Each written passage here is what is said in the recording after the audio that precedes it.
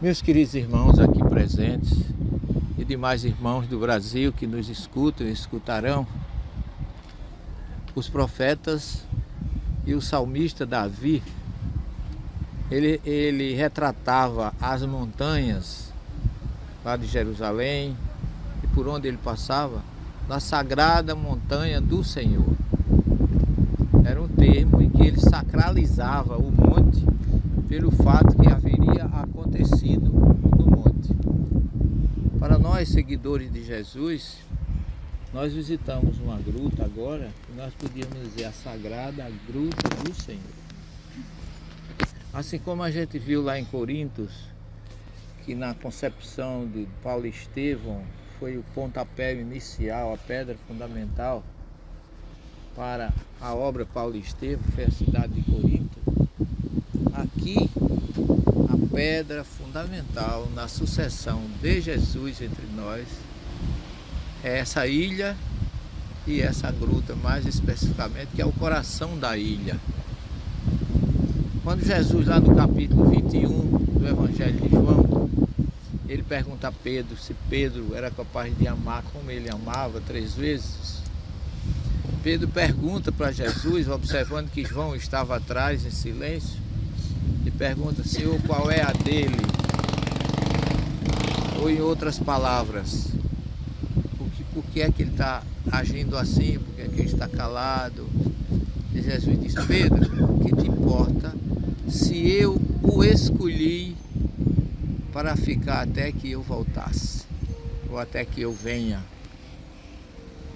Todos os discípulos de Jesus foram mártires, menos João. Ele foi guardado por Jesus, foi prisioneiro de Domiciano no ano 95, e isso não foi acidente de percurso, estava no projeto de Jesus que ele viesse para cá. Tudo bem elaborado e bem pensado, logicamente, com a perfeição que Jesus tem. E João foi o discípulo que teve o privilégio de ser discípulo, ser apóstolo e ser médio, psicógrafo e psicofônico de Jesus. Era um judeu, nasceu ali às margens do Mar da Galileia, onde a gente já visitou muitas vezes, filho de Zebedeu e Salomé, e foi um homem diferenciado em toda a sua história. Todos os evangelhos são, para nós, fontes belíssimas de informações e ensinamentos de Jesus. Mas João não foi só um evangelista. João escreveu um evangelho, que é o último evangelho, escreveu 3 cartas apostólicas e recebeu psicograficamente o Apocalipse. Então a literatura teológica do Novo Testamento é riquíssima com a presença de João, que foi o médium mais profundo, cuidou até de Maria, mãe de Jesus. E de todos os evangelhos, Mateus, que apresenta Jesus como o Messias, o símbolo do evangelho dele é um homem. Marcos é o leão, a voz que clama no deserto. Lucas é um touro, porque Zacarias, como era sacerdote, foi oferecer o templo um touro, que era a oferta que se fazia, o sacrifício. E João, o símbolo do evangelho de João é uma águia, porque a águia é uma ave que voa muito alta, ela é profunda, é o evangelho mais espiritualizado, é um evangelho que não tem parábolas, é um evangelho todo diferenciado, é o único evangelho que começa como uma continuação da primeira revelação, o Velho Testamento, que lá no hebraico de Bereshit, que é no princípio. Bereshit bara Elohim, no princípio criou Deus, ou criava Deus as águas e a terra. E João começa o seu evangelho, o seu prólogo, com a expressão grega enarre, que significa no princípio. Ele começa do mesmo jeito que Moisés começou lá no Velho Testamento. Tem ali na saída escrito em grego toda essa profundidade que João apresenta Jesus como verbo divino e luz do mundo. É o único que tem essa capacidade. Foi alguém que viveu intensamente. É um homem que registrou a sua passagem aqui com essa tranquilidade que vocês podem ver, com a profundidade do que da sua vidência. A maioria chama o vidente de Pátimos, na expressão espírita. Os daqui chamam o santo teólogo. É a expressão que se usa aqui para classificar João. Mas João, ele começa, eu vou ler só um trechinho aqui para vocês terem uma ideia. Primeiro, a literatura apocalíptica, eu não sei se vocês já ouviram falar, é dificílima de entender. Não é porque seja impossível de entender, não. É porque é uma literatura judaica. E era um judeu, Jesus, ditando para o outro judeu, que é João, uma literatura que só os judeus compreendiam, cheia de símbolos. Jesus tem duas escatologias na sua história. Escatos, do grego, é final, conclusão, coisas que irão acontecer no final dos tempos. E logos é estudo.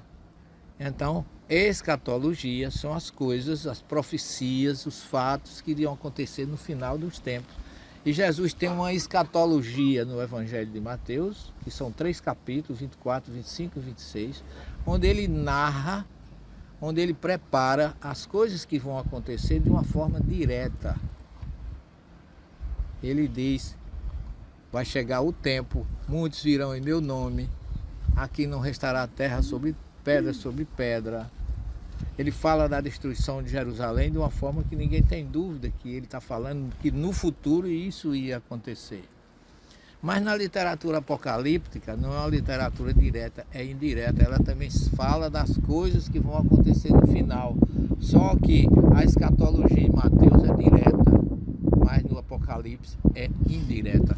É uma palavra grega que se chama revelação, mas Jesus não falava hebraico e nem João recebeu em grego, recebeu em hebraico. E no hebraico a palavra é risaion, que risaion é evidência espiritual.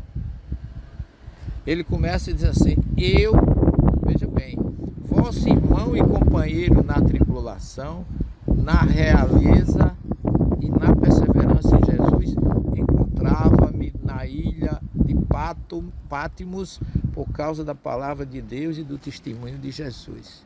A partir de hoje, toda vez que vocês ouvirem falar na palavra Pátimos ou ilha de Pátimos, vocês vão ter outra concepção, outro entendimento.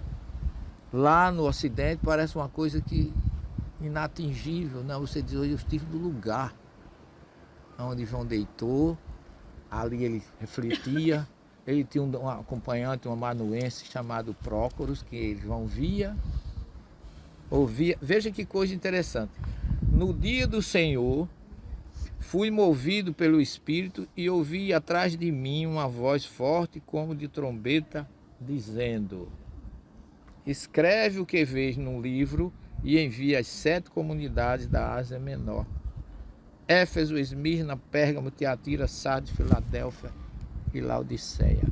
Olha, tudo que vedes, vidência, tudo que ouvi, audiência, e escreve, psicografia. Então esse livro é o livro mais mediúnico de toda a Bíblia. Tem o médio, tem quem ditou e tem para quem foi escrita a mensagem. E aí ele começa a descrever, porque tem uma expressão aqui chamada no dia do Senhor. Qual é o dia do Senhor? Aí, nós cristãos, a maioria dos cristãos diz que é o domingo. Dominus em latim é domingo. Então o dia do Senhor é o domingo, mas só que quem estava escrevendo era o judeu e o dia do Senhor dos judeus é o sábado. Então quando ele diz no dia do Senhor, ele deixa implícito que era no Shabat para o judeu. Aí a gente fala dos cristãos, é no domingo. E se for falar com os muçulmanos, é na sexta. Coisas dos humanos. Mas Deus é único.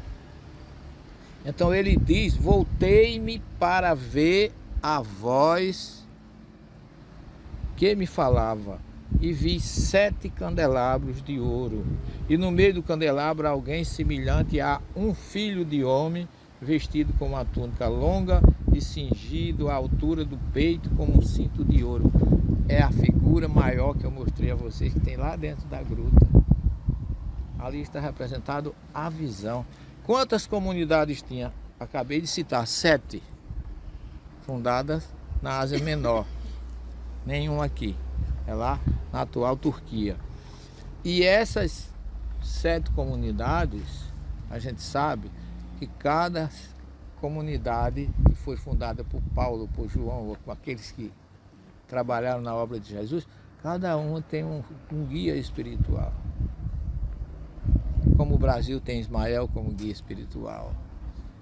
E cada comunidade dessa tinha um guia espiritual. Por isso que existem 7 candelabros que representam as 7 comunidades, e na mão de Jesus 7 estrelas, que são os 7 espíritos iluminados e que dirigem cada comunidade.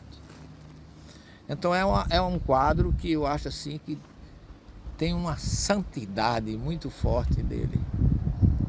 Porque é exatamente alguém transformou no ícone aquele que João viu. Está narrado, você olha e vê. Agora, candelabros, estrelas, cavaleiros, selos, livros, todas essas linguagens são linguagens apocalípticas, cabalísticas, gemátricas no judaísmo, profundas no entendimento espiritual.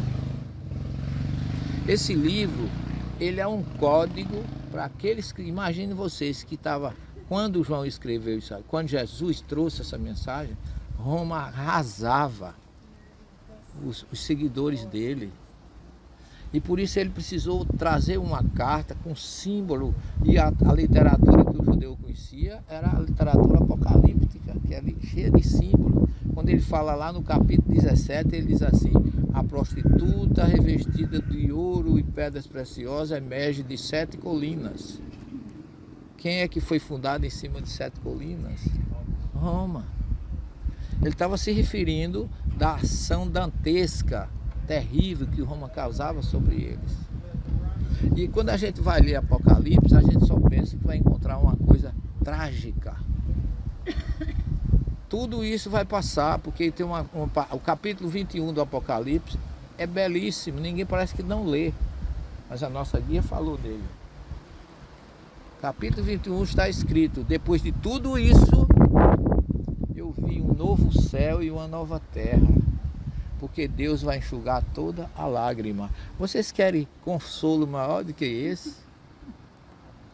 Vocês estão sofrendo. A linguagem apocalíptica é uma linguagem de otimismo, de força, de confiança naquele povo oprimido por Roma, sofrido, injustiçado. Vocês vencerão. É a mesma linguagem que está lá no Monte das Bem-aventuranças. Os humilhados de espírito receberão a vitória no futuro. Então tudo que tem no Apocalipse tem uma explicação, pessoal. Não é algo que não seja atingido. Agora parece que as pessoas só veem o que não tem de bom, as tragédias.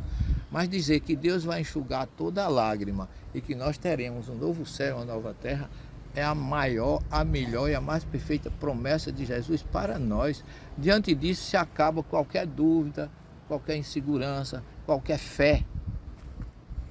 A fé tem que ser aumentada e multiplicada diante de uma informação dessa. Vocês estão sofrendo, estão, mas vão vencer. Eu vejo um novo céu, uma nova terra e Deus enxugando toda a lágrima. É a grande mensagem libertadora do Apocalipse. E nós estamos muito felizes de estar aqui com vocês, podendo reviver esse momento, essa energia libertadora, suave, que às vezes entristece por coisas que acontecem, mas nós estamos acima disso. Não viemos aqui para sair triste, porque não é isso que Jesus quer. Ele quer a nossa alegria, Ele quer a nossa felicidade. E nós queremos traduzir isso para vocês e para o Brasil. E boa noite a todos, e amanhã continuaremos com novas explicações em torno do Apocalipse aqui diretamente da ilha de Patmos para o Brasil.